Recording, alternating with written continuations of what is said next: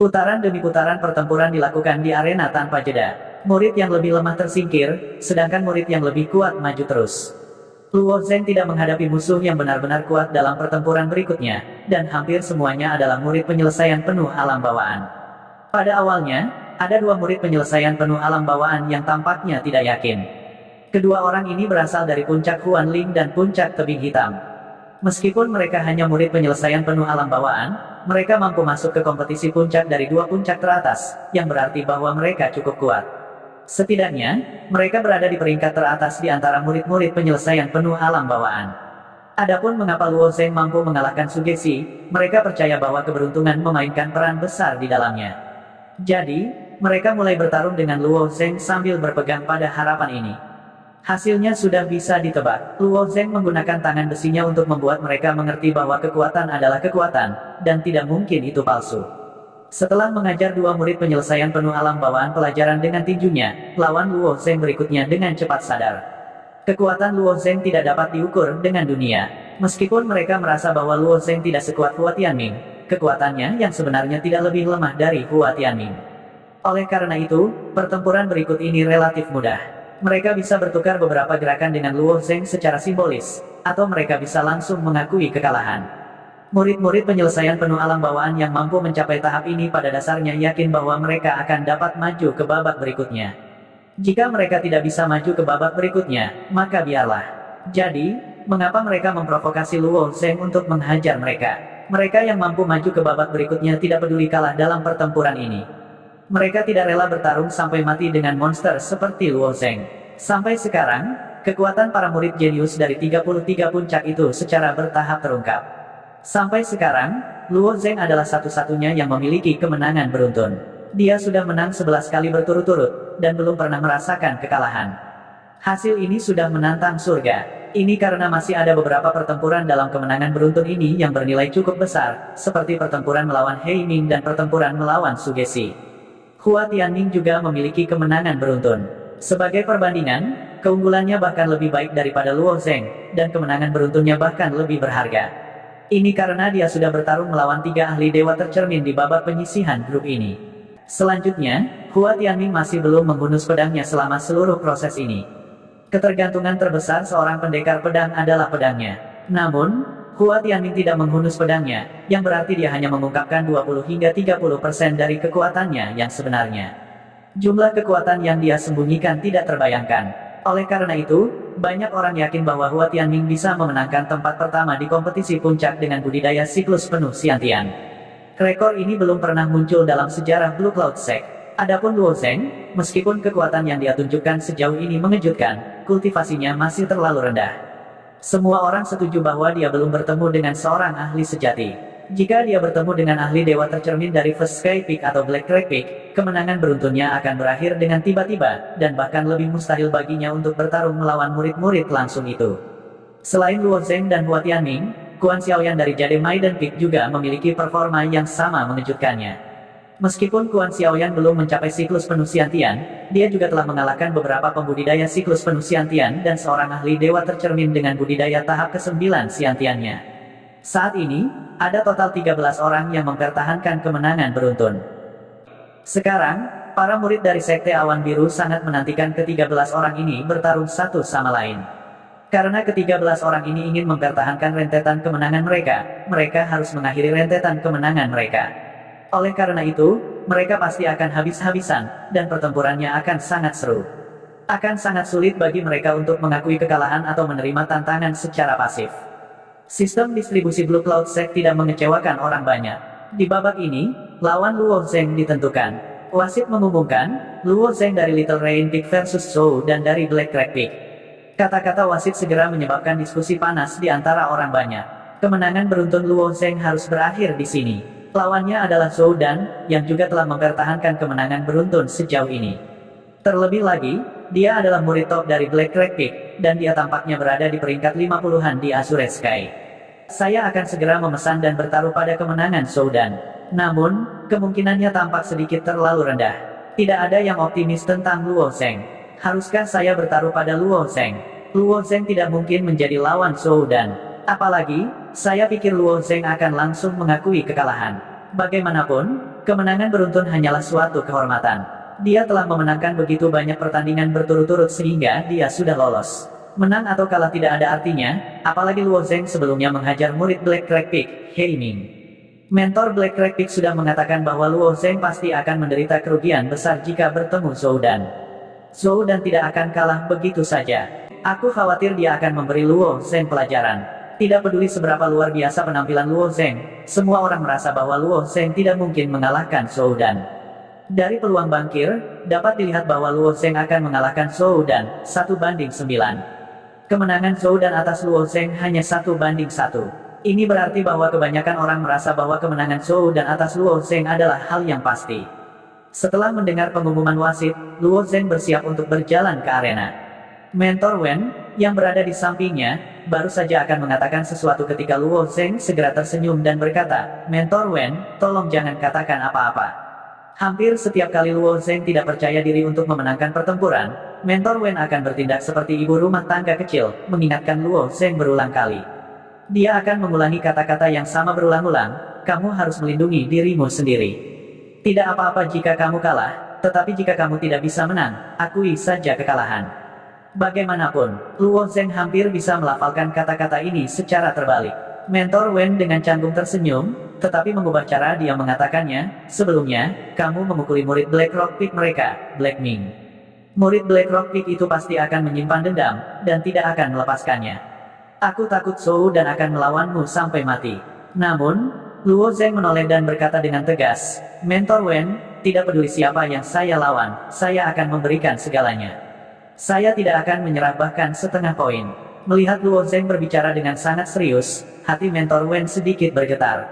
Meskipun dia selalu mengatakan bahwa dia optimis tentang Luo Zheng, dan selalu menganggap Luo Zheng sebagai satu-satunya harapan puncak hujan kecil, tetapi pada kenyataannya, Mentor Wen sendiri masih memiliki keraguan tentang kekuatan Luo Zheng. Meskipun Luo Zheng telah berulang kali menghancurkan tebakan Mentor Wen dan semua orang, dan menang sampai sekarang, ini tidak memberi Mentor Wen kepercayaan diri yang kuat, tetapi malah membuatnya khawatir tentang untung dan rugi. Mau bagaimana lagi, Mentor Wen benar-benar tidak percaya bahwa Luo Zheng akan dapat bergegas ke puncak di antara para murid pribadi, serta pembangkit tenaga listrik teratas dari 33 puncak. Namun, melihat Luo Zheng begitu serius, hati Mentor Wen terguncang tanpa henti. Mentalitas Luo Zheng adalah mentalitas khas dari pembangkit tenaga listrik. Bahkan jika peluang untuk mencapai puncak itu tipis, dia masih memiliki keyakinan bahwa dia akan memenangkan pertempuran. Hanya orang seperti ini yang tidak akan pernah memiliki rasa takut di dalam hatinya. Dia akan dapat menunjukkan kekuatan penuhnya kapan saja. "Maaf, Luo Zheng, kamu benar, kamu harus memberikan segalanya di setiap pertempuran. Aku percaya kamu bisa melakukannya." Mentor Wen menarik napas dalam-dalam dan berkata perlahan. Luo Zheng tersenyum dan mengangguk, lalu segera melangkah ke arena pertempuran.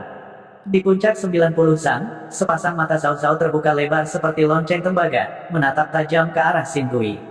Dia bahkan tidak tahan untuk mengedipkan matanya. Dia baru saja membeli 1.200 batu kristal kubik. Dia telah membeli kemenangan Luo Zheng. 1.200 batu kristal kubik, bagi Zhao Zhao di masa lalu, adalah jumlah uang yang sangat besar. Sejak kapan dia memiliki begitu banyak batu kristal kubik di tangannya? Biasanya, dia hanya akan pergi ke Seven Star Spectral Platform untuk berkultivasi sebulan sekali. Lagi, dan dia tidak akan memiliki cukup poin untuk mendukungnya sama sekali. Namun, kemenangan beruntun Luo Zheng telah menyebabkan batu kristal kubik Zhao Zhao terus meningkat. Dari 2 batu kristal kubik hingga lebih dari 1.000 batu kristal kubik, Zhao Zhao awalnya merasa sangat disayangkan bahwa dia tidak dapat berpartisipasi dalam kompetisi semua puncak, tetapi sekarang, dia tidak merasakan sedikit pun penyesalan. Dia mungkin tidak dapat memperoleh hasil yang baik jika dia berpartisipasi dalam kompetisi semua puncak, tetapi dia dapat memenangkan begitu banyak batu kristal kubik di puncak 90 kaki. Saat ini, tingkat pembayaran Luo Zheng melawan Zhou Dan adalah 1:9. Tingkat pembayaran ini sangat tinggi. Ini berarti bahwa kebanyakan orang tidak akan bertaruh pada Luo Zheng untuk menang. Namun, Zhao Zhao masih melemparkan 1.200 batu kristal kubik tanpa ragu-ragu. 9 kali, kakak Luo Zheng, jika kamu bisa menang melawan Zhou Dan, aku lebih suka memanggilmu ayah Luo Zheng. Jika Luo Zheng menang, dia akan memiliki 10.000 batu kristal kubik, yang bisa jadi ditukar dengan 5.000 poin. Dengan begitu banyak poin, mengapa dia harus menunggu sebulan sebelum berani pergi ke Seven Star Sword Light Platform? Dia bahkan bisa tidur di atasnya setiap hari. Di bawah doa Zhao Zhao, Luo Zheng akhirnya melangkah ke panggung pertempuran. Baik Luo Zheng maupun Zhou Dan sama-sama berada dalam kemenangan beruntun. Keduanya telah memenangkan 11 pertempuran berturut-turut. Dalam pertempuran ini, kemenangan beruntun satu orang ditakdirkan untuk berakhir. Zhou Dan sudah berdiri di panggung pertempuran. Hari ini, dia mengenakan jubah hijau dengan sabuk giok berwarna terang yang diikatkan di pinggangnya.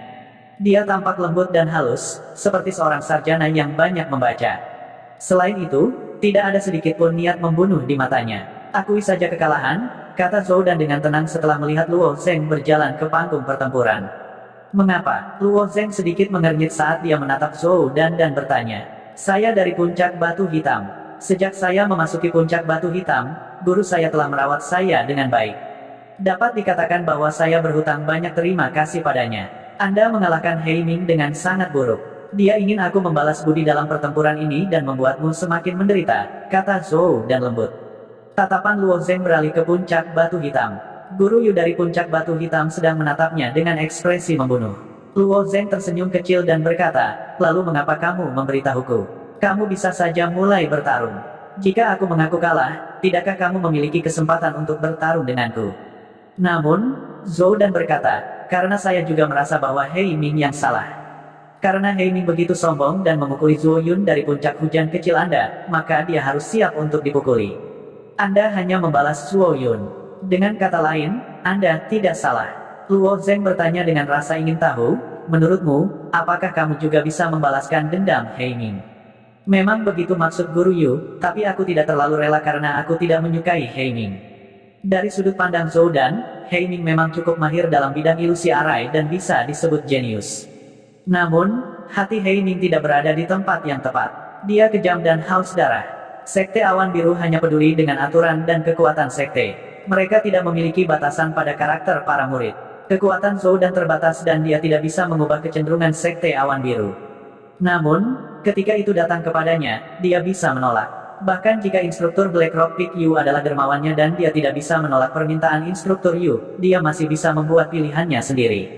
Dia mengingatkan Luo Zheng untuk mengakui kekalahan dan memberitahu Luo Zheng bahwa dia dan He Ming bukan orang yang sama. Mata Luo Zheng berkedip karena terkejut. Dia tidak menyangka Zhou Dan begitu benar. Luo Zheng mengangguk dan tersenyum. Saya, saudara Zhou Dan, mengagumimu karena bisa menonjol dari lumpur.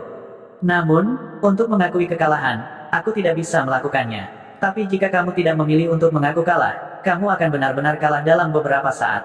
Aku khawatir, dia tidak bisa menolak permintaan instruktur Yu secara langsung. Oleh karena itu, Zhou Dan hanya bisa berjanji kepada instruktur Yu bahwa jika Luo Zheng menolak untuk mengakui kekalahan, dia pasti akan menghukumnya. Tidak perlu bagi saudara Zhou Dan untuk mengkhawatirkan hal ini. Pertama-tama, kemenangan atau kekalahan belum diputuskan. Mengambil 10.000 langkah mundur, bahkan jika saya kalah, saudara Zhou Dan dapat memberi saya kesempatan untuk mengatur napas dan izinkan saya untuk mengakui kekalahan. Saya percaya bahwa instruktur puncak batu hitam Anda tidak akan mengatakan apa-apa, kata Luo Zheng perlahan. Ketika Zhou Dan mendengar lamaran Luo Zheng, dia tersenyum kecil. Aku tidak memikirkan solusi yang begitu fleksibel. Karena itu masalahnya, mari kita mulai. Setelah mengatakan itu, Zhou Dan mengeluarkan pena. Ada banyak jenis senjata di dunia. Secara umum, tidak banyak orang yang menggunakan pena sebagai senjata. Kalaupun ada orang yang menggunakan pena sebagai senjata, biasanya mereka akan menggunakan pena hakim. Pena juri itu berbentuk seperti pulpen, namun pada kenyataannya fungsinya mirip dengan email piercer. Seluruh tubuhnya juga terbuat dari logam. Adapun pena di tangan Zhou Dan, tubuh pena terbuat dari kayu, tetapi ujung pena adalah rambut musang asli. Ini adalah kuas untuk menulis. Kuas menulis hanya digunakan untuk menulis, tetapi Zhou Dan menggunakannya untuk melawan lawannya. Menghadapi Zhou Dan yang mengeluarkan kuas tulis, Luo Zheng tidak meremehkannya. Dia telah memenangkan begitu banyak pertandingan berturut-turut dan mampu menjadi murid peringkat kedua dari Black Rock Peak. Kekuatannya sama sekali tidak bisa diremehkan. Setiap lawan yang meremehkan Zhou Dan harus membayar harga yang menyakitkan. Setelah Zhou Dan mengeluarkan kuas tulis, gumpalan esensi sejati hitam murni melayang keluar dari tangannya. Esensi sejati melayang di udara di atas Zhou Dan secara bertahap menjadi lebih kental. Sejak awal, esensi sejati perlahan berubah menjadi kabut hitam yang tidak bisa dibubarkan. Kemudian, kabut hitam mengembun menjadi cairan hitam. Ketika Zhou Dan dengan lembut menggulung lengan bajunya dan mencelupkan kuas ke dalam cairan hitam, Luo Zeng akhirnya mengerti bahwa cairan hitam ini adalah tinta yang digunakan untuk menulis kuas. Untuk mengubah esensi sejati menjadi tinta. Luo Zeng tidak tahu obat apa yang Zhou dan jual di labunya, tapi bagaimanapun juga, dia akan bertarung terlebih dahulu. Luo Zeng ingin menunjukkan potensi penuh dari tubuh fananya. Kecuali jika tubuh fananya tidak bisa menghadapi lawan di depannya, maka dia akan mempertimbangkan untuk menggunakan esensi sejati. Tubuh Luo Zeng seringan burung layang-layang. Selain itu, jarak antara mereka berdua tidak jauh. Dalam sekejap mata, Luo Zeng telah tiba di depan Zhou Dan. Tinjunya pecah dari kedua sisi. Murid-murid Sekte Awan Biru sangat menyadari betapa menakutkannya kekuatan ledakan dari tubuh fananya. Tetapi melihat bahwa Luo Zeng sudah mengacungkan tinjunya dan Zhou Dan masih tidak terburu-buru, kerumunan itu tidak bisa menahan keringat dingin untuk Zhou Dan. Bagaimanapun, mayoritas murid bertaruh pada Zhou Dan untuk menang. Jika Zhou Dan terluka parah oleh tinju Luo Zeng dalam satu putaran, mereka akan kalah total. Menghadapi tinju Luo Zeng, Zhou Dan dengan tenang mengangkat kuas di tangannya. Saat dia mengangkat kuas, gerakannya tiba-tiba menjadi gembira. Dia menulis kata di sisi tangan Luo Zeng dengan kecepatan kilat. Itu adalah kata, segel. Setelah kata ini muncul, Luo Zeng tiba-tiba merasakan kekuatan di tangannya tiba-tiba melemah. Tangan kirinya benar-benar disegel begitu saja. Itu telah menyegel salah satu tinju Luo Zeng, tetapi Luo Zeng masih memiliki tinju kanannya. Tinju ini sudah dekat, namun, ekspresi Zhou Dan masih tidak berubah. Dia secara metodis memutar kuas, dengan santai mengambil kuas dan tinta, dan dengan cepat menulis kata, pertahankan, di udara. Kata ini agak berat, menembus 3 titik ke dalam kayu. Luo Zeng tidak mengatakan apa-apa lagi. Tinjunya menghantam kata, pertahankan. Setelah pukulan ini, ekspresi Luo Zeng sedikit berubah. Terhadap seorang kultivator refleksi surgawi dan Zhou Dan, yang berada di puncak-puncak batu hitam, Luo Zeng tidak lagi menahan diri. Dia mendorong kekuatan di tubuhnya hingga 90%, dan semua sisik naga di tubuhnya terbuka pada saat yang bersamaan. Gelombang energi inilah yang menabrak kata yang ditulis dengan Qi, tetapi tidak bergerak sama sekali. Setelah 4 pukulan, retakan akhirnya muncul pada kata, pertahankan, raksasa itu. Baru pada pukulan kelima kata itu akhirnya terbuka. Zhou Dan mundur beberapa langkah. Dengan lambaian tangannya, karakter, bertahan, muncul di depannya. Apalagi dia terus menulis dengan tinta. Satu demi satu karakter, mempertahankan, muncul di depannya. Saat dia menulis, dia berkata, langkah ini disebut Formula 5 pertahanan. Tidak peduli seberapa kuat serangannya, itu dapat menahan 5 serangan. Hanya setelah 5 serangan itu akan pecah. Adapun kata, segel, di tangan kirimu, itu adalah formula segel. Itu bisa menyegel kekuatan dan kimu, jadi kamu tidak bisa menggerakkan tangan kirimu untuk saat ini. Mendengar kata-kata Zhou Dan, Luo Zeng terdiam. Secara umum, pembudidaya tidak akan dengan mudah memberitahu lawan mereka teknik dan kegunaan mereka. Itu karena begitu mereka memberitahu lawan mereka akan dapat menemukan cara untuk menghadapi mereka dari informasi yang terbatas. Namun, Zhou Dan ini benar-benar lugas. Dapat dikatakan bahwa dia memiliki keyakinan mutlak pada kekuatannya sendiri. Selain itu, dia adalah seorang pria terhormat dan selalu terbuka dan terbuka. Oleh karena itu, dia adalah orang yang lugas dan tidak akan berpura-pura. Formula segel, Luo Zeng mengayunkan lengan kirinya. Saat ini, seluruh lengan kirinya ditambah tangan kirinya tidak bisa mengerahkan kekuatan apapun. Ini setara dengan Zhou Dan melumpuhkan tangan kirinya dengan satu kata. Ya, Anda tidak dapat memecahkan formula karakter segel ini. Biasanya, formula karakter segel ini akan secara otomatis pecah setelah 2 jam, kata Zhou Dan lembut. Ekspresinya tenang, seolah-olah dia tidak berkelahi dengan Luo Zeng, tetapi mendiskusikan sesuatu bersama. Tidak bisa memecahkannya, alis Luo Zeng melengkung. Dengan pikiran, kristal giok darah di tangan kirinya tiba-tiba melonjak dengan energi. Sangat cepat, dia melihat retakan merah darah muncul di kata, segel. Tidak lama kemudian, seluruh kata hancur, berubah menjadi bintik ki hitam yang menghilang di antara langit dan bumi. Wajah Zhou Dan mengungkapkan sentuhan kejutan dan berkata, metode yang bagus, sepertinya saya telah melebih-lebihkan, meskipun Anda hanya memiliki kekuatan tahap kedua Xiantian, tetapi metode Anda sangat tajam, tidak heran Anda bisa menang sampai sekarang, aku benar-benar meremehkanmu, tetapi itu tidak cukup untuk menghancurkan seni rahasia, segelku, ambil ini. Zhou Dan menulis 7 atau 8 kata, penjaga, dalam satu tarikan napas dan mulai menulis lagi. Kali ini, dia menulis kata, bunuh. Setelah menulis 3 kata, bunuh, berturut-turut, dia dengan lembut mengucapkan sepatah kata, pergi. Segera, 3 kata itu bergegas menuju Luo Zeng. Zhou Dan tidak tahu apakah harus tertawa atau menangis. Tetapi pada saat ini, dia berkata kepada Luo Zheng, "Saudara Luo Zheng, hati-hati, formula pembunuh ini sangat kuat." Begitu 3 kata besar, bunuh, muncul, suasana tiba-tiba berubah. Luo Zheng dapat dengan jelas merasakan niat membunuh yang intens dari kata, bunuh. 3 kata, bunuh, ini membentuk-bentuk kata, pin, dan bergegas menuju Luo Zheng. Jadi begitulah, tidak heran aku tidak bisa merasakan niat membunuh dari tubuh Zhou Dan. Dia pasti telah memadatkan semua niat membunuhnya ke dalam formula pembunuhan ini. Biarkan aku melihat apa yang istimewa dari 3 kata ini. Memikirkan hal ini, Luo Zheng mengulurkan tinjunya dan bergegas menuju ke 3 kata itu dengan kecepatan yang sangat cepat. Menghadapi lawan seperti Zhou Dan, Luo Zheng merasa itu memang merepotkan. Zhou Dan memiliki begitu banyak kata, pertahanan, dan masing-masing membutuhkan Luo Zheng untuk menyerang 5 kali untuk menerobos. 5 kata, pertahanan, dapat menahan serangan Luo Zheng sebanyak 25 kali. Selain itu, Zhou Dan dapat terus-menerus mengisi kembali kata-kata, pertahanan, saat Luo Zheng menyerang. Hanya berdasarkan ini, Zhou Dan tampaknya berada dalam posisi yang tak terkalahkan melawannya. Pada saat ini, Luo Zheng tidak hanya harus menghadapi 3 kata, bunuh, tetapi dia juga harus mencari cara untuk menembus pertahanan Zhou Dan. Tinju Luo Zheng menabrak kata, bunuh, yang besar. Pukulan ini menyebabkan Luo Zheng tiba-tiba merasakan kekuatan rebound yang kuat. Pada saat yang sama, kata, bunuh, pertama tiba-tiba meledak, menghasilkan kekuatan yang bahkan lebih kuat yang membombardir tubuh Luo Zheng. Luo Zheng, yang awalnya berada di tengah medan perang, terkena kekuatan ini. Seluruh tubuhnya terpental keluar dan mengenai pesona tirai cahaya di tepi medan perang. Pesona tirai cahaya ini diatur menggunakan formasi besar Sekte Awan Biru. Itu bisa menahan serangan yang cukup menakutkan, tetapi di bawah tabrakan Luo Zheng, itu benar-benar menyebabkan pesona tirai cahaya bergetar. Tidak peduli pesona apa, ada batas atas kekuatan yang bisa ditahannya. Jelas, kekuatan Luo Zheng ditumpangkan dengan kekuatan kata, bunuh.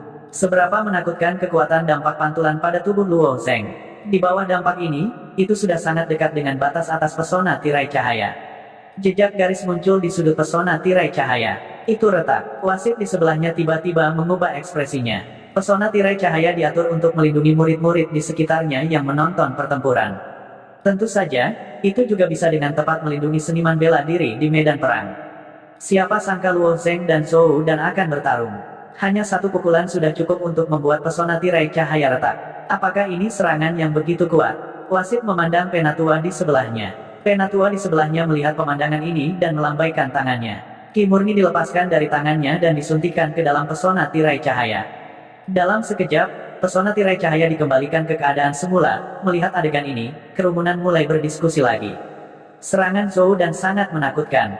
Kata, membunuh, saja sudah cukup untuk membuat Luo Zheng terbang. Dia jauh lebih kuat dari Luo Zheng. Luo Zheng mungkin akan kalah. Kata, membunuh, itu sangat aneh. Itu bisa mencerminkan kekuatan Luo Zheng.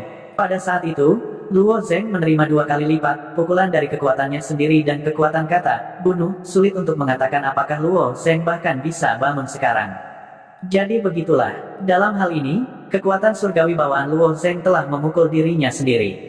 Saya harap dia tidak bisa bangun. Dia pasti tidak bisa bangun. Saya sudah bertaruh pada Luo Zheng berkali-kali, dan setiap kali saya bertaruh dia kalah. Saya hampir kehilangan semua celana saya. Kali ini, saya berhati-hati. Saya mempertaruhkan semua uang saya pada Zhou Dan. Selama Luo Zheng kalah, saya bisa memenangkannya kembali dengan penuh minat. Jangan khawatir, dia tidak bisa bangun. Bahkan jika tubuhnya terbuat dari baja, dia tidak bisa menerimanya. Dapat dikatakan bahwa selain seluruh puncak hujan kecil dan sebagian dari orang-orang yang bertaruh pada Luo Zheng untuk menang, hampir semua orang berharap Luo Zheng akan kalah. Mereka semua berharap Luo Zheng tidak akan bangun. Luo Zheng tidak bangun, tetapi bukan karena dia tidak mau bangun. Dia sedang berpikir tentang bagaimana menghadapi situasi saat ini dan bagaimana memecahkan rumus kata Zhou Dan. Setelah memikirkannya, Luo Zheng menyadari bahwa dia mungkin tidak dapat mematahkan pertahanan Zhou Dan hanya dengan tubuh fisiknya saja. Dia harus menggunakan metode lain. 5 kata pertahanan menari-nari di sekitar Zhou Dan ada juga 2 kata bunuh di sampingnya. Meskipun instruktur Yu telah memberitahu Zhou Dan untuk memukuli Luo Zheng sampai mati jika dia memiliki kesempatan, Zhou Dan tidak akan pernah melakukan hal seperti itu dengan kepribadiannya. Bagaimana bisa seorang pria mengambil keuntungan dari seseorang ketika mereka sedang down? Baru saja, Luo Zheng pasti mengalami serangan yang sangat serius. Dia berbaring di tanah tak bergerak, mungkin tidak sadarkan diri. Jika itu masalahnya, itu akan sangat bagus. Wasit segera menyatakan Luo Zheng kalah, dan pertempuran tidak akan berlanjut. Dia mungkin tidak akan bisa bangun, Zhou dan menatap Luo Zheng di tanah. Dengan cara ini, dia akan bisa menjelaskan dirinya sendiri kepada instruktur Yu. Bagaimanapun, pingsan akan dianggap sebagai kerugian, dan dia tidak akan bisa terus menyerang Luo Zheng. Tepat ketika Zhou dan hendak bernapas lega, dia melihat Luo Zheng membalikkan tangan dan kakinya, lalu melompat dari tanah seperti ikan mas. Dia bahkan meregangkan tubuhnya, senyum acuh tak acuh di wajahnya. Zhou dan baru saja menghembuskan napas, tapi dia segera menyedotnya kembali. Orang ini tampaknya baik-baik saja. Zhou dan sudah tahu bahwa tubuh fisik Luo Zheng adalah tirani. Luo Zheng telah sepenuhnya mendemonstrasikannya sebelumnya, dan Zhou dan, yang sangat khusus tentang perencanaan sebelum mengambil tindakan, sangat menyadari hal ini. Namun, dia tidak menyangka tubuh fisik Luo Zheng begitu kejam. Ini bukanlah level yang bisa dicapai oleh tubuh fisik. Bahkan jika tubuh Luo Zheng benar-benar terbuat dari baja, itu akan hancur karena pukulan itu. Inilah yang awalnya dipikirkan Zhou dan, tetapi dia tidak tahu bahwa tebakannya sudah sangat dekat dengan kebenaran. Tubuh Luo Zheng memang senjata spiritual asli, dan itu adalah senjata spiritual kelas menengah. Luo Zheng menggerakkan tubuhnya dan menatap Zhou dan yang tidak jauh darinya. Kali ini, dia pindah lagi. Serangan Luo Zheng tidak buta. Meskipun Luo Zheng sebelumnya menyembunyikan kekuatannya, dia juga mengerti bahwa dia tidak bisa menyembunyikannya selamanya. Karena dia tidak bisa mengalahkan Zhou dan hanya dengan tubuh fisiknya, maka sudah waktunya untuk menggunakan Yuan batinnya. Saat Luo Zheng maju ke depan, Yuan dalam hitam keunguan dengan gila-gilaan keluar dari dantiannya. Yuan batin iblis surgawi mengalir melalui meridian Luo Zheng dan ke tangannya. Tiba-tiba mekar, seperti api hitam keunguan yang menyala dengan ganas, memancarkan aura kekerasan. Itu aneh dan luar biasa. Dan di dalam Yuan hitam keunguan itu, ada sedikit cahaya bintang yang berkilauan. Jika seseorang dengan santai melihatnya, sepertinya cahaya bintang mengandung kekuatan bintang-bintang di langit, memberikan tekanan yang menggetarkan jiwa. Luo Zheng menggunakan Yuan batinnya, bagaimana aku bisa lupa? Luo Zheng telah menjadi makhluk hidup Xiantian, tetapi dia bahkan belum menggunakan Yuan batinnya sejauh ini. Omong kosong, aku sudah mengatakan bahwa orang lain dapat menyembunyikan kultivasi mereka, tetapi tidak bisakah Luo Zheng melakukan hal yang sama? Yuan batin Luo Zheng memberikan tekanan besar. Yuan batin ini sangat istimewa, tapi aku ingin tahu teknik kultivasi macam apa yang dia kembangkan. Kerumunan juga terkejut. Luo Zheng telah mengandalkan kekuatan surgawi bawaannya dan tubuh fisiknya yang kejam untuk bertarung sejauh ini. Tapi tiba-tiba menggunakan Yuan batinnya sulit untuk diterima semua orang. Selain itu, sebagian besar orang bertaruh pada Zhou dan. Jika Luo Zheng benar-benar membalikkan keadaan, mereka akan kehilangan segalanya. Hanya sejumlah kecil murid yang bertaruh pada Luo Zheng untuk menang yang merasa bangga pada diri mereka sendiri saat ini. Aku sudah mengatakan bahwa Luo Zheng pasti menyembunyikan sesuatu. Meskipun dia hanya berada di tahap kedua Xiantian, tetapi dia telah mampu menang sampai sekarang, jadi tidak mungkin dia menjadi orang yang lemah. Si Jingtian, yang sedang duduk di platform tinggi, tiba-tiba melihat Yuan setan surgawi terkondensasi di tangan Luo Zheng, dan ekspresinya tiba-tiba membeku. Matanya seperti dua pisau tajam saat dia menatap Yuan batin iblis surgawi dan perlahan berkata, apa yang terjadi? Jika saya tidak salah, Yuan batin yang di tangan Luo Zheng tampaknya adalah Yuan batin iblis surgawi.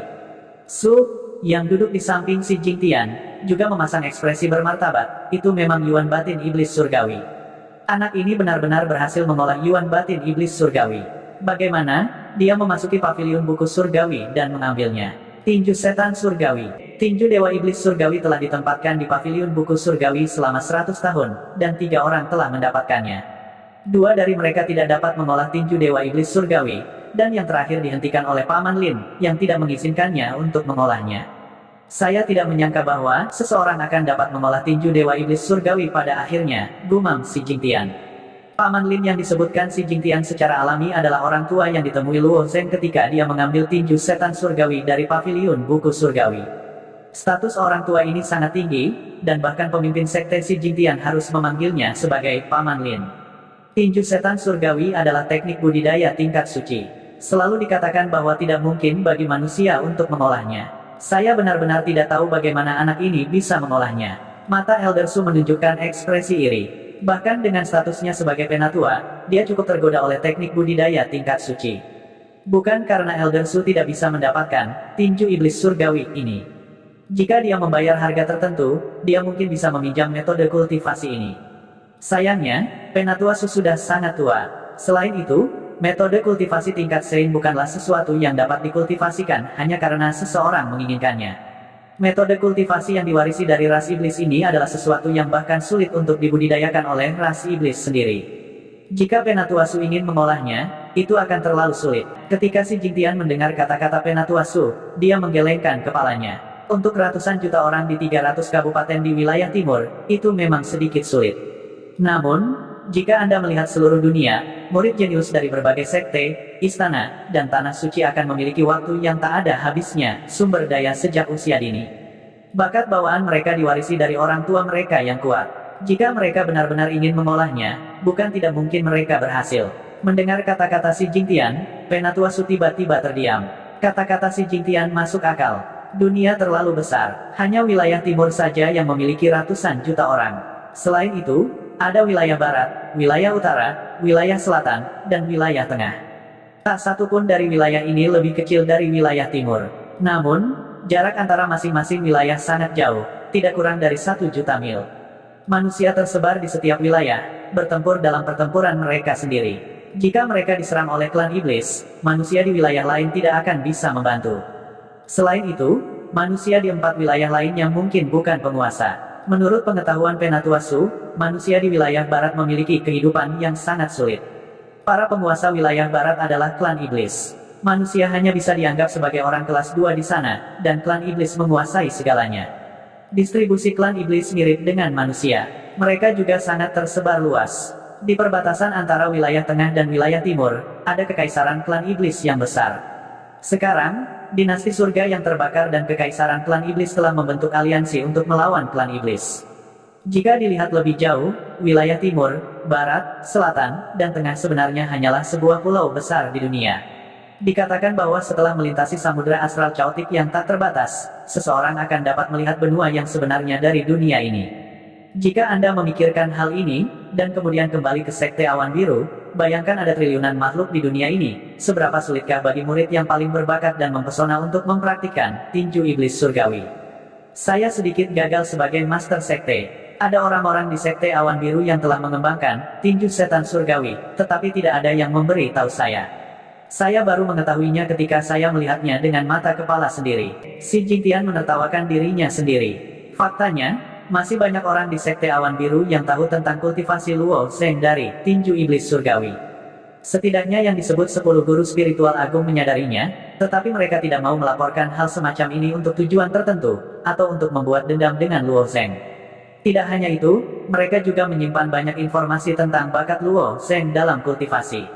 Tuan Sekte, hanya sedikit orang yang tahu tentang tinju setan surgawi. Saya khawatir bahkan jika Luo Zeng menunjukkan tinju setan surgawi, tidak ada yang bisa mengenalinya, Tetua Studi Analisis. Itu benar, namun, saya masih harus menyelidiki masalah ini. Jika seseorang mengetahui masalah ini dan tidak melaporkannya, saya pasti akan membuat mereka membayar harganya. Kata Si Jingtian acuh tak acuh. Kalimat inilah yang membuat Penatua Su diam-diam terkejut. Meskipun masalah ini tidak ada hubungannya dengan dia, ketika dia memikirkan lapisan niat membunuh yang tersembunyi dalam kata-kata Si Jingtian, Penatua Su masih merasa sedikit takut. Dia berpikir bahwa bahkan jika Luo Zeng mengolah tinju iblis surgawi, dia paling banyak akan menunjukkan bakat yang layak. Namun, dia tidak berharap Si Jingtian menganggap masalah ini begitu serius. Apakah teknik kultivasi tingkat Sein ini benar-benar sulit untuk dibudidayakan? Luo Zeng secara alami tidak tahu tentang percakapan di antara mereka berdua. Dengan pengetahuan Luo Zeng saat ini, itu masih terbatas di wilayah timur. Ekspresi Zhou dan sangat serius saat melihat True Essence yang tiba-tiba meletus dari Luo Zeng. Zhou dan awalnya terkejut dengan kekuatan tubuh Luo Zeng, tetapi itu hanya pada tingkat fisik. Meskipun pertahanan Luo Zeng kuat, Zhou dan tidak takut sama sekali. Lagi pula, selama Luo Zeng tidak bisa menembus pertahanannya, Zhou dan akan selalu tak terkalahkan. Tapi tiba-tiba, melihat Luo Zeng melepaskan True Essence-nya, Zhou dan langsung merasa ada yang tidak beres. Kenapa dia tidak menggunakan True Essence di pertarungan sebelumnya? Hanya ada dua kemungkinan. Pertama, Luo Zeng's True Essence tidak kuat, atau satu-satunya ketergantungan Luo Zeng adalah tubuh fisiknya yang kuat dan kekuatan bawaan yang menakutkan. Kedua, kekuatan Luo Zeng jauh di luar imajinasinya. Dia telah menekan kekuatannya dan menyembunyikan kartu truf-nya sepanjang jalan. Menurut penilaian Zhou dan, kemungkinan pertama hampir tidak ada. Jika tubuh fisiknya begitu kuat dan kekuatannya begitu menakutkan, lalu seberapa lemahkah True Essence-nya? Selain itu, kekuatan yang dipancarkan oleh dua True Essence hitam keunguan di tangan Luo Zeng ada di sini. Tidak peduli apa, kekuatannya tidak bisa lemah. Dengan pemikiran ini, Zhou Dan tidak bisa tidak mundur. Pada saat yang sama, kuas di tangannya menari seperti naga dan burung phoenix, dan kata, bunuh, muncul di ujung kuas. Pertempuran ini ditakdirkan untuk menjadi yang pahit. Zhou Dan tidak punya waktu untuk mengagumi basis kultivasi tahap kedua Xiantian Luo Zeng. Dia bahkan telah melupakan basis kultivasi Luo Zeng. Pada saat ini, dia hanya menganggap Luo Zeng sebagai lawan terkuat dalam hidupnya. Simbol, bunuh, muncul di ujung kuas Zhou Dan. Begitu simbol, bunuh, muncul. Mereka mengatur diri mereka pada sudut yang aneh dan bergegas menuju Luo Zeng. 13 arai pembunuh. 13 killing array ini adalah metode serangan terkuat Zhou Dan, dan juga kartu truf Zhou Dan. Kartu truf ini tidak disiapkan untuk Luo Zeng. Dia bermaksud untuk menyimpannya ketika berhadapan dengan para murid. Puncak batu hitam adalah puncak terbesar kedua di Sekte Awan Biru. Sebagai murid teratas dari puncak batu hitam, tidak mungkin baginya untuk tidak memiliki ambisi untuk mencapai puncak. Tetapi kekuatan pro murid tidak bisa diremehkan, jadi dia harus menjaga kartu asnya. Sayangnya, sekarang Zhou Dan mengerti bahwa dia tidak bisa menyimpan kartu asnya. Meskipun Zhou Dan bisa saja langsung mengaku kalah, tidak masalah jika dia kalah 1 atau 2 pertandingan karena dia punya rekor kemenangan. Tapi Zhou Dan tidak bisa melakukannya. Dengan sikap seorang pria terhormat, bagaimana dia bisa melakukan hal oportunistik seperti itu? Belum lagi lawannya adalah master tahap kedua Xiantian. Jika kekuatannya tidak cukup baik, maka dia bisa mengakui kekalahan Luo Zeng. Tapi membiarkan dia kalah tanpa perlawanan tidak sejalan dengan cara tuannya. Begitu 13 area pembunuhan muncul, seluruh arena tiba-tiba dipenuhi dengan aura pembunuh. Aura pembunuh yang besar memberi orang rasa penindasan yang kuat, seolah-olah mereka berada di neraka Asura. Di bawah penindasan aura pembunuh itu, wajah wasit menjadi pucat dan dia dengan cepat mundur dari arena. Tidak sampai pesona tirai cahaya menghalangi aura pembunuh, wajahnya mendapatkan kembali sedikit warna. 13 membunuh arai. Alis Luo Zeng sedikit berkerut ketika dia melihat susunan yang terdiri dari 13 karakter, bunuh menekannya. Kata, bunuh, bisa meletus dengan kekuatan yang begitu kuat dan itu juga bisa mencerminkan kekuatannya sendiri. Dia juga mengerti bahwa dia tidak bisa ceroboh kali ini.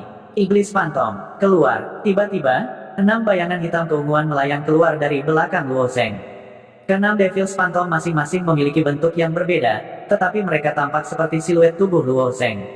Begitu hantu iblis ini muncul, mereka bergegas menuju 13 arai pembunuhan.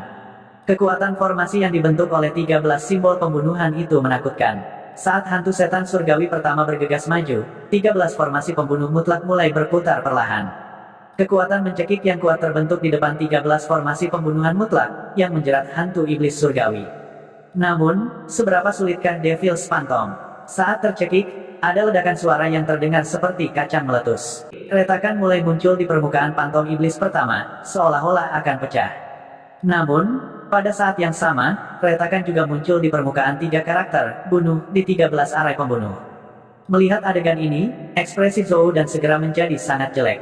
Dia tahu kekuatan 13 arai pembunuhan yang terbaik. Setelah dia berhasil mengolah 13 arai pembunuhan, dia telah bereksperimen dengan banyak hal.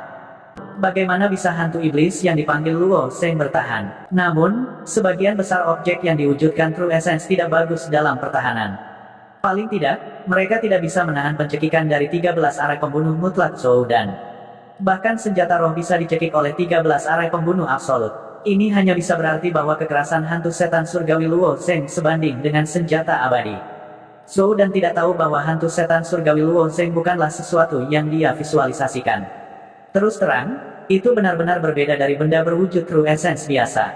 Luo Zeng hanya memvisualisasikan satu hal, dan itu adalah cahaya bintang yang terkandung di dalam Heavenly Demon True Essence. Adapun hantu setan surgawi, itu secara alami kental setelah mengolah tinju dewa setan surgawi sampai tingkat tertentu. Ini benar-benar monster. Setelah kejutan awal, wajah Zhou Dan menunjukkan senyum pahit. Namun, senyum pahit itu hanya bertahan sesaat. Sebagai murid top Black Rock Peak, dia tidak bisa mengakui kekalahan hanya karena ini. Meskipun hantu setan surgawi Luo Zeng sangat kuat, Zhou Dan tidak hanya memiliki satu trik di lengan bajunya. Selain itu, Zhou Dan adalah pembangkit tenaga listrik tahap penerangan surgawi. Esensi sejatinya jauh lebih tebal dan lebih panjang dari milik Luo Zeng. Dia memiliki modal untuk bertarung dengan Luo Zeng. Tiga simbol pembunuh akhirnya hancur total. Namun, pada saat yang sama, hantu setan surgawi pertama Luo Zeng juga hancur. Dengan kata lain, harga untuk memecahkan tiga simbol pembunuhan adalah hilangnya satu hantu setan surgawi. Zhou Dan memiliki total 13 simbol pembunuhan. Setelah memecahkan tiga simbol pembunuhan, hanya tersisa 10 simbol pembunuhan. Dan kekuatan dari 10 simbol pembunuhan tentu tidak sekuat ke-13 simbol pembunuh. Jika hantu setan surgawi yang tersisa terus menyerang, maka jumlah simbol pembunuh akan lebih banyak lagi. Zhou Dan secara alami tidak akan membiarkan hal seperti itu terjadi. Dia melambaikan kuas di tangannya dan terus menulis kata, bunuh. Paling buruk, dia akan bertarung dengan Luo Zeng hari ini. Dia ingin melihat apakah tahap kedua Xiantian atau Zhou Dan bisa bertahan lebih lama. Tetapi Zhou Dan belum menulis kata, bunuh, ketika dia melihat pemandangan di depannya. Kemudian, dia melihat pemandangan yang luar biasa. Hantu setan surgawi yang awalnya rusak berubah menjadi esensi sejati hitam keunguan. Namun segera, True Essence hitam keunguan mulai secara otomatis mengembun dan mengembalikan pantom iblis surgawi yang asli. Untungnya, Zhou Dan, sebagai seorang sarjana Konfusianisme, sangat memperhatikan citranya. Jadi, dia tidak terlalu kaget dan lupa diri. Kalau tidak, pada saat ini, rahangnya akan jatuh ke tanah. Ini terlalu tak tahu malu. Setelah berpikir lama, Zhou Dan meludahkan kata-kata ini. Untuk seorang seniman bela diri, transformasi True Essence adalah proses yang tidak dapat diubah. Misalnya, setelah Zhou Dan menulis True Essence-nya ke dalam sebuah karakter, maka peran dari True Essence ini akan diperbaiki.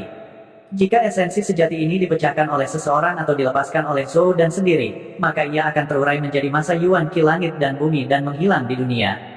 Ini juga alasan mengapa surga dan bumi Yuan Qi dapat dipertahankan. Ketika seseorang berkultivasi dan bermeditasi, mereka menyerap surga dan bumi Yuan Qi dan memadatkannya menjadi esensi sejati di dalam tubuh mereka. Setelah menggunakannya, itu dikembalikan ke surga dan bumi. Ini adalah kebenaran yang tidak berubah. Terus terang, surga dan bumi Yuan Qi awalnya milik keberuntungan surga dan bumi. Bagi manusia untuk menyerap surga dan bumi Yuan Qi untuk penggunaan mereka sendiri adalah untuk mencuri keberuntungan surga dan bumi. Langit dan bumi sangat murah hati. Jika seseorang menggunakan dan mengembalikannya, maka biarlah. Jika tidak, dengan begitu banyak orang yang menyerap True Essence dan tidak mengembalikannya, cepat atau lambat akan ada hari ketika semuanya akan habis.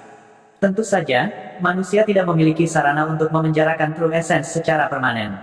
Setelah esensi sejati siapapun terbentuk, pada akhirnya akan terurai dan mengembalikan keberuntungan ini ke langit dan bumi.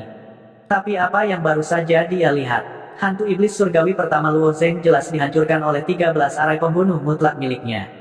Menurut akal sehat, itu seharusnya berubah menjadi jejak esensi sejati, terurai, dan menghilang dari surga dan bumi, mengembalikannya ke surga dan bumi. Namun, hantu setan surgawi tidak membusuk. Sebaliknya, setelah terurai, ia direformasi menjadi pantom iblis surgawi lainnya.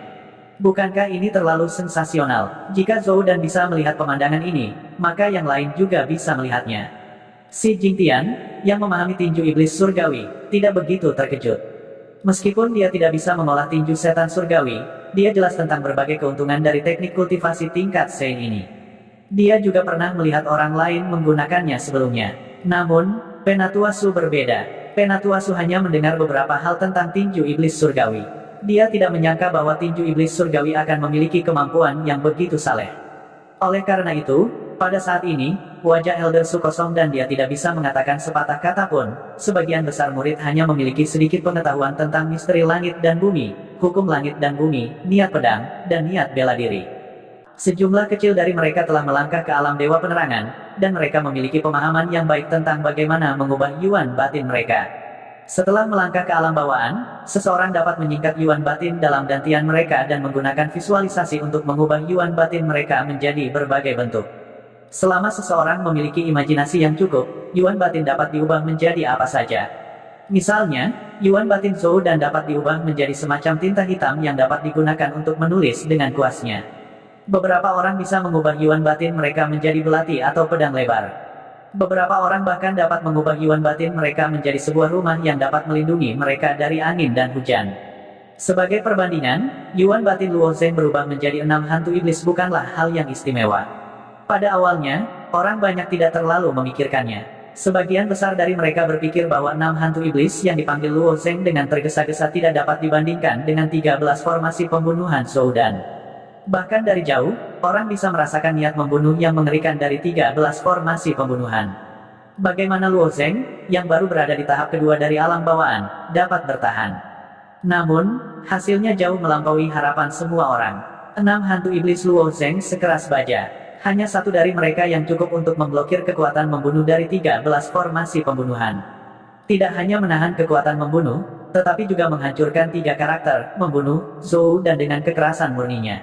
Ini benar-benar sensasional. Jika seseorang dapat mengatakan bahwa hantu iblis yang diringkas dengan santai itu sensasional, maka setelah hantu itu dihancurkan dan kemudian dipadatkan lagi, itu telah mencapai titik di mana sulit bagi mereka untuk mengerti.